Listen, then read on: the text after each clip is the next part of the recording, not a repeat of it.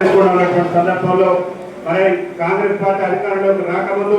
ఈ రాష్ట్ర ముఖ్యమంత్రి రేవంత్ రెడ్డి అధికారంలోకి వచ్చిన వెంటనే వికలాంగుల పెన్షన్ 60,000 రూపాయలు చేస్తాం, వృద్ధులు, వితంతువులు, గీతా కార్మికులు, బీడీ కార్మికుల పెన్షన్లు అన్నింటినీ కూడా మరి 4,000 రూపాయలు చేస్తామని చెప్పేసి కాంగ్రెస్ పార్టీ ఎన్నికల మేనిఫెస్టోలో చెప్పినటువంటి రేవంత్ రెడ్డి గారు నేటికి కూడా దాదాపు 20 నెలల పరిపాలనలో కూడా 20 నెలలు పూర్తయినా కానీ వికలాంగులు కానీ వృద్ధులకు కానీ చేత పెన్షన్దారులకు ఇచ్చినటువంటి హామీని నిలబెట్టుకున్నటువంటి సందర్భంలో గౌరవ శ్రీ మందకృష్ణ మాదిక్ గారు ఇవాళ మన ఓట్లతో గద్దెనెక్కినటువంటి ఎమ్మెల్యేలు ఇవాళ అసెంబ్లీలో ఏపీ గంటలో నిద్రపోతుంటే మన జాతి పక్షాలని ఉండాలని చెప్పేసి గౌరవ శ్రీ మందకృష్ణ మాదిక్ గారు కంటికి నిద్ర లేకుండా దాదాపు 2 నెలల నుంచి అన్ని నియోజకవర్గాలు అన్ని జిల్లాలు కూడా తిరుగుతూ మన కోసం మన పింఛన్ల పెంపుదల కోసం అన్నగారు మన పెద్ద ఎత్తున కంటికి నిద్రపోకుండా ఇల్లు కుటుంబాన్ని మొత్తం కూడా వదిలిపెట్టి మన కోసం ఆయన నిరంతరం కూడా పోరాటం చేస్తున్నారు. కాబట్టి అన్నగారికి చెరుకు వంటి పోరాట నియోజకవర్గానికి వచ్చిన సందర్భంగా బాధావంతులు తెలియజేస్తున్నాం. మిత్రులారా, రాష్ట్ర ముఖ్యమంత్రి రేవంత్ రెడ్డి గారు అసెంబ్లీ ఎన్నికల ముందు అధికారంలోకి వచ్చిన నెలలోనే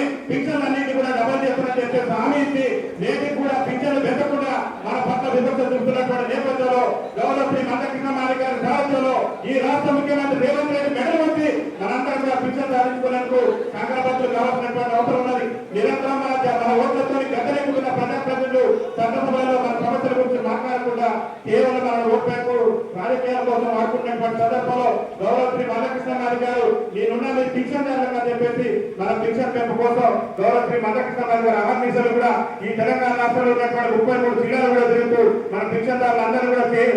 చైతన్యం చేస్తూ మరి సెప్టెంబర్ 9వ తారీఖున పెద్ద ఎత్తున లక్షలాది మందితో చేత పింఛన్దారుల మహాగర్జన నిర్వహించి ఈ రాష్ట్ర ముఖ్యమంత్రి రేవంత్ రెడ్డి గారి మెడలు వచ్చేందుకు సన్నద్ధమవుతున్నటువంటి టైంలో మనందరం కూడా అన్నగారికి అండగా నిలబడాలి. కాబట్టి అందరూ కూడా ఒక్కసారి చేతులెత్తి అన్నకు మద్దతుగా ఉన్నామని చెప్పేసి గౌరవ శ్రీ మందకృష్ణ మాదిక్ గారి నాయకత్వం, గౌరవ శ్రీ మందకృష్ణ మాదిక్ గారి నాయకత్వం, గౌరవ శ్రీ మందకృష్ణ మాదిక్ గారి నాయకత్వం, చేయుత పింఛన్దారుల ఐక్యత, చేయుత పింఛన్దారుల ఐక్యత. మనందరం కూడా ఇలాగే ఐక్యమంత్రి